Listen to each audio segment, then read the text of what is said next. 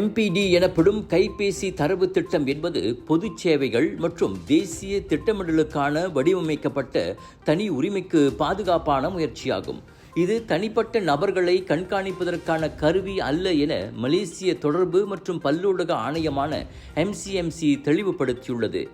MPD திட்டமானது பெயர், அடையாள அட்டை எண் போன்ற தனிப்பட்ட விவரங்கள் எதையும் உள்ளடக்காத பெயரற்ற மற்றும் ஒருங்கிணைக்கப்பட்ட இடத்தரவை பயன்படுத்துகிறது. இந்த தரவுகள் தொலைத்தொடர்பு கோபுரங்களிலிருந்து பெறப்படுகின்றன. இவை உச்ச நேரங்களில் பயணப்போக்குகள், விடுமுறை காலங்களில் சுற்றுலா இடங்களில் கூட்ட அதிகரிப்பு, பேரழிவுகளில் மக்கள் வெளியேறும் தருணங்கள் போன்ற பொதுவான இயக்க முறைமைகளை அறிய உதவுகின்றன. உதாரணமாக, தினமும் 5000 பேர் சிரம்பானிலிருந்து நீலாயிற்கு செல்கிறார்கள் என்றால் போக்குவரத்து திட்டங்களை மேம்படுத்த அரசு முடிவெடுக்க இது உதவுகிறது. ஆனால் அந்த பயணிகள் யார் என்பது எங்களுக்கு தெரியாது.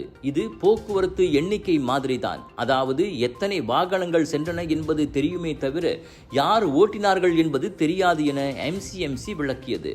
இந்த தரவுகளை பெற MCMC மற்றும் மலேசிய புள்ளியியல் துறை அதிகாரம் பெற்ற சிலரே அனுமதிக்கப்படுவார்கள். இத்தரவு எந்த ஒரு தனியார் நிறுவனங்களுக்கும் அல்லது விளம்பர நிறுவனங்களுக்கும் பகிரப்படாது. இது அனைத்தும் அனைத்துலக தர நிலைகளை பின்பற்றி கடுமையான கண்காணிப்பில் மேற்கொள்ளப்படுகிறது.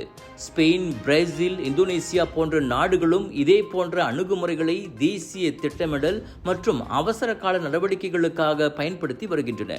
MPD அமைப்பும் முறையாக தணிக்கை செய்யப்பட்டு தவறான பயன்பாட்டை தடுக்கும் நடைமுறைகள் பின்பற்றப்படுகிறது. மொத்த தரவுகள் தொலைத்தொடர்பு நிறுவனங்களில் பாதுகாப்பாக வைத்திருக்கப்படுகின்றன. அவை MCMCக்கு அனுப்பப்படுவதில்லை. தனிப்பட்ட தகவல்கள் சேர்க்கப்படுவதில்லை என்பதால் தனிநபரின் அனுமதி தேவையில்லை என்றும், இது சாலை போக்குவரத்து எண்ணிக்கை அல்லது கூட்டம் எவ்வளவு என்பதை கணக்கிடுவது போன்றுதான் என்றும் MCMC உறுதியளித்துள்ளது.